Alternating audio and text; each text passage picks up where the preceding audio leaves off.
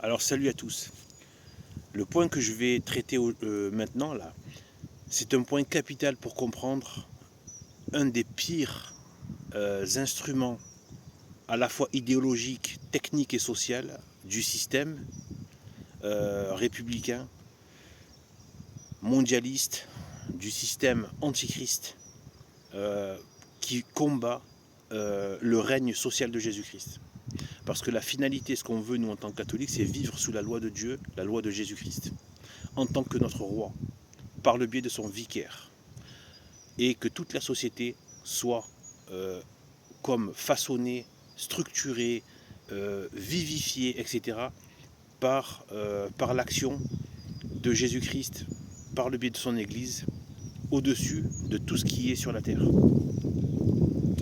Le problème qu'il y a aujourd'hui, dans ce côté désastreux, bien évidemment, je ne reviens pas sur le désastre, mais je vais vous dire certaines choses qui sont très importantes pour comprendre vraiment un des outils vraiment pernicieux et qui en plus, comme tous les outils pernicieux, comme la langue de serpent de Bergoglio, comme les langues de serpent de gauchistes, tous ils prétextent la charité envers le prochain. Tous n'en ont rien à carrer du prochain.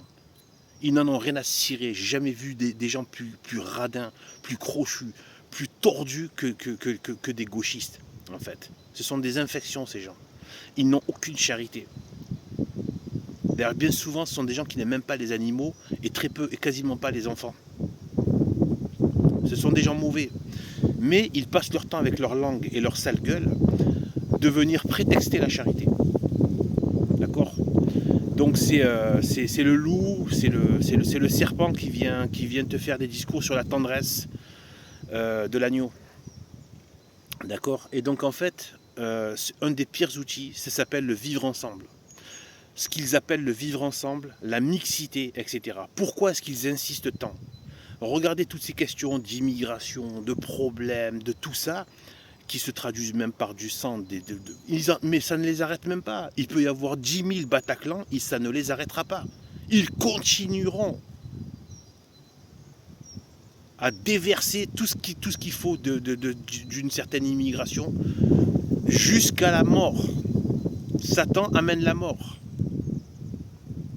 Il peut y avoir 10 000 Bataclans, ils continueront à amener les mêmes ingrédients qui ont conduit au Bataclan. Et à vous accuser à vous, qui n'en pouvez plus, de marcher dans des villes et des rues, des écoles, des systèmes où vous sentez ce climat hostile, cette absence justement, on ne peut plus faire société, c'est plus possible. Et justement, parce que soi-disant, donc c'est soi-disant ce vivre ensemble qui fait qu'on ne fait plus société. Il n'y a qu'une espèce d'état maléfique qui joue l'arbitre juridique. C'est tout. Et avec une espèce de consommation minable et aussi qui tend à comment dire, c'est un sédatif aussi pour endormir, voilà, avec les écrans, les consommations, les pseudo-animations de divertissement, etc. C'est des sédatifs pour endormir l'âme, endormir les peuples, endormir, mettre sous anesthésie, anesthésie. Non, c'est un sédatif. Tout, l'identité des peuples, tout est, voilà. Donc c'est l'arbitrage de l'état juridique, uniquement juridique. Il n'y a pas d'âme, il n'y a pas de charité, il n'y a pas d'esprit de corps, il n'y a rien. Donc du coup, quelle est la fonction de ce soi-disant vivre ensemble et cette soi-disant mixité raciale, sociale, etc., etc. C'est quoi le but? Alors déjà, ça va attaquer deux piliers que sont la race et la religion. Mais on va dire plutôt la religion d'abord et la race. Parce qu'une race peut être complètement, et on le voit aujourd'hui malheureusement en Europe, complètement souillée, complètement corrompue, si elle perd la boussole religieuse du vrai Dieu, de la vraie lumière. Voilà. Donc on voit les Européens qui sont en train de s'abattardir parce que justement leur esprit n'a plus le Christ. Eh bien, en fait, voilà, donc il y a la race et la religion. La religion d'abord et la race ensuite. Mais là, je ne vais pas parler trop de la race. Mais c'est le même processus qui est à l'œuvre. L'obsession du système, et ils le savent très bien, qu'une communauté, c'est fort et c'est puissant. Et que de fait, une communauté d'une communauté homogène va naître une loi. Des lois qui vont venir de cette communauté, qui vont venir. Alors déjà, ces lois, et on le voit des fois avec des questions régionales, etc., et religieuses, que cette façon de vivre va rentrer en confrontation avec les lois maudites de Satan qui sont inscrites dans la Constitution de la République. Eh bien en fait, déjà, c'est le premier intérêt. Empêcher qu'il y ait des façons d'être, de vivre, de lois, de morale qui ne rentrent pas dans le moule républicain maudit. Mais c'est bien pire que ça. C'est-à-dire qu'en fait, quand tu mixes, quand tu fais de la mixité, et c'est pas de la mixité même pas avec des gens sympas, c'est qu'en fait, ils vous demandent de vous mixer avec votre contraire et même avec votre ennemi. De faire communauté et dialogue, hein, le fameux dialogue maudit de Satan. Eh bien, le dialogue, regardez, tout ça, c'est dialogue, communauté, mixité avec vos ennemis, avec les contraires. Tout ça, c'est lié à la dialectique marxiste de la lutte des classes, etc., etc. Une sorte en fait, de la lutte même darwinienne qui est censée apporter la vie. Non, ça apporte que de la mort, et on le voit dans les résultats. Eh bien, cette mixité, c'est faire communauté avec son contraire, voire même avec son ennemi. Et donc, c'est pas possible. En fait, il y a un conflit dans les termes même. Dans les termes. C'est-à-dire, c'est un oxymore. On va faire de la lumière avec des ténèbres. C'est ça qu'ils sont en train de vous dire. On va faire communauté avec votre contraire, avec votre ennemi. Non, on ne fera jamais communauté avec notre ennemi. Et il ne faut certainement pas le faire, et ce n'est pas chrétien, ce n'est pas catholique. Et c'est même anti-catholique, et c'est une horreur. Et ça va contre le règne social de Jésus-Christ, je vais un peu vous l'expliquer ici. Pourquoi ? Parce que leur obsession, c'est qu'ils ne renaissent pas de communauté chrétienne. Ils savent très bien la puissance de la communauté chrétienne, de la communauté catholique, qui est une communauté bonne et saine. Parce que quand il va y avoir une communauté chrétienne, qu'est-ce qui peut se passer ? Le règne social de Jésus-Christ. Or, aujourd'hui, on vous met dans les pattes. Leur but, c'est de vous mettre dans les pattes des étrangers, à la foi chrétienne.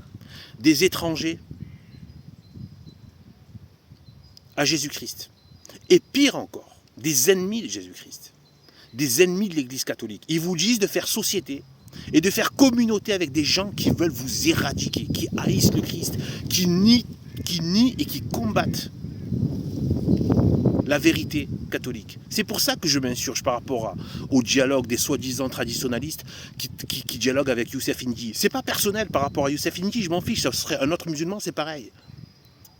Qui fait des livres où il critique, où il remet en question la révélation du Nouveau Testament, ce qui fait notre être chrétien. Et tu viens discuter avec un musulman dans un dialogue et faire communauté, t'afficher publiquement avec lui. Tu es dans cette logique républicaine du vivre ensemble, de la communauté, du vivre, entre guillemets, vivre. Non, tu vas mourir avec ton contraire. Parce que ton contraire, c'est une guerre qu'il y a. C'est une guerre qu'il y a. Elle peut dire son nom, elle peut être larvée, ou ne pas dire son nom et être avérée. Mais c'est une guerre. De toute façon, n'oubliez pas cette phrase.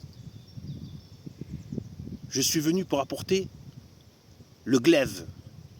C'est le glaive de la séparation entre le pur et l'impur, entre la vérité et le mensonge, entre le bien et le mal, entre Satan et Dieu, l'esprit de Satan et l'esprit et le Saint-Esprit.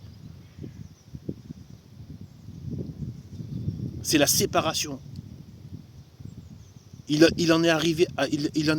est allé jusqu'à dire que, quitte à se séparer de ses parents, de ses enfants, pour l'amour de Jésus-Christ et pour Dieu, donc pour Dieu. de ses enfants, de ses parents, de sa mère, de son père. D'accord?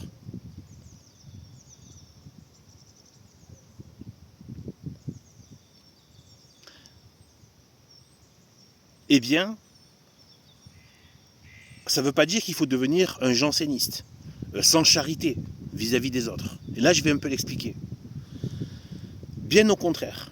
Mais il y a une différence entre être charitable envers des gens qui ne sont pas catholiques et faire communauté avec eux.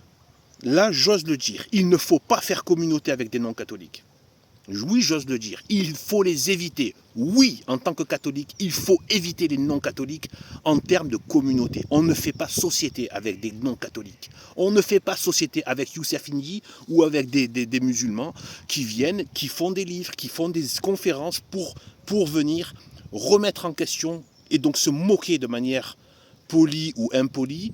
Même si ça prend des politesses, on s'en fiche de la politesse. Le résultat est le même. Le résultat, c'est que tu remets publiquement, en plus dans un pays qui a un héritage chrétien, sachant que je vous laisse imaginer si vous, en tant que si Pierre Hillard, là, qui a fait une conférence avec lui, ou Marion Sigaud, je vous laisse imaginer s'ils vont faire ce genre de remise en question en Arabie Saoudite, en Afghanistan ou en Algérie, publiquement, et qu'ils se filment en train de le faire, de remise en question de leur Coran ou de leur culte.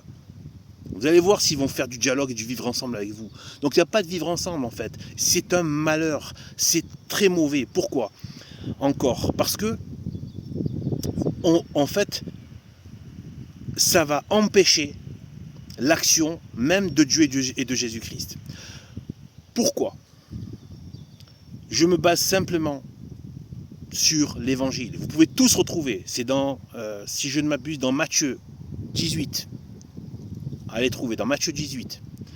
Quand Dieu dit, j'ai pas ça sous les yeux, mais je vais pas reprendre, j'ai pas exactement les mots sont importants. Je suis désolé, mais j'essaie de pas pervertir rien du fait de pas déformer ou quoi. Mais quand il dit, donc la phrase extrêmement connue, si 2 ou 3 sont réunis en mon nom, je suis avec eux. Je suis là avec eux. Mais juste avant, il dit, si 1 ou 2 ou plus, je ne sais plus, mais c'est du même ordre, se mettent d'accord sur la terre pour demander quelque chose, eh bien, le Père les exaucera. Au Père, le Père les exaucera, leur donnera. Se mettre d'accord. Et juste après ce verset, se mettre d'accord, le Père qui est dans le ciel exaucera leurs vœux. Et c'est juste après ça qu'il dit, c'est comme s'il reprécise ou il reprend, vous savez, cette espèce de façon surpuissante qu'a eu Jésus-Christ de parler des choses, et de préciser de manière, enfin voilà, c'est toujours extraordinaire, eh bien, et c'est après ça, là, comme s'il venait préciser, et il dit donc, si 2 ou 3 sont... Donc en fait, d'abord c'est le Père, et après c'est lui, dans le deuxième. Donc c'est pareil, c'est Dieu. Si 2 ou 3 sont réunis en mon nom, pas au nom d'Allah, au nom de Bouddha ou au nom de je ne sais quelle autre chose, ou du Machia, du faux Machia des Juifs, ou des Juifs, des Talmudistes plutôt. En mon nom, il a précisé si 2 ou 3 sont réunis en mon nom, le nom de Jésus-Christ. On ne fait pas de mélange. Ce qui veut dire quoi? C'est quoi la conséquence de ça? La conséquence de ça, c'est que, eh bien, on empêche l'action du Saint-Esprit de travailler dans la communauté chrétienne. Parce qu'on introduit des étrangers et même des ennemis de la foi catholique. Il a dit, si 2 ou 3 sont réunis en mon nom. Il ne faut pas que des gens viennent au nom d'autres. Vous comprenez?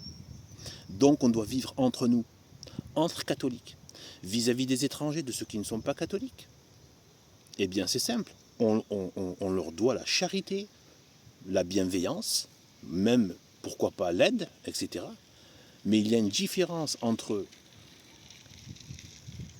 être bienveillant vis-à-vis de ceux qui ne sont pas catholiques et faire société avec eux. Faire société avec eux, ça veut dire que tu vas partager des valeurs avec eux. Ça veut dire que tu vas partager des lois avec eux. Ça veut dire que tu vas partager des fonctions. Et comment tu vas voir quelle loi va fonctionner? Puisqu'ils sont ennemis de ta loi, de la loi de Jésus-Christ. Vous comprenez? Et donc, qu'est-ce qui se passe? Qu'est-ce qui s'est passé au début du catholicisme? On parlait quoi? Je suis sûr que ça va vous parler, ce que je vais dire là. Ça va vous faire référence à des choses que vous avez déjà entendues. Les communautés chrétiennes, les premières communautés chrétiennes, la grande communauté qui s'est battue autour du vicaire du Christ, elle a d'abord commencé par des petites communautés chrétiennes. Parce que la petite communauté chrétienne, catholique, c'est une préfiguration et c'est ce qui va rendre possible le règne social de Jésus-Christ. Si 2 ou 3 sont réunis en mon nom, je serai là avec eux. En mon nom. Vis-à-vis des non-catholiques, on leur doit la bienveillance, ne pas leur faire du mal.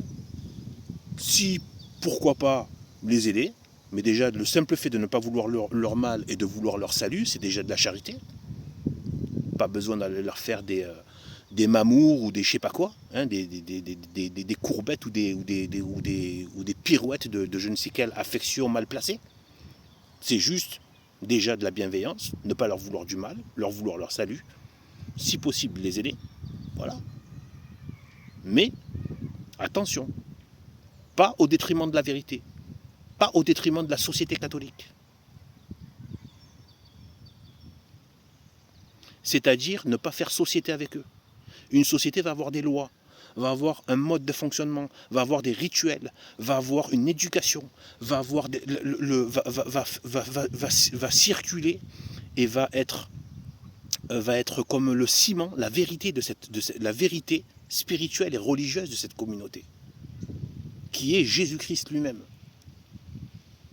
Donc si vous faites du vivre ensemble, qui est très généralement du vivre entre guillemets, avec vos ennemis, avec votre contraire, avec des gens qui vous haïssent, avec des gens qui, secrètement ou de manière ouverte, qui vous détestent pour ce que vous êtes.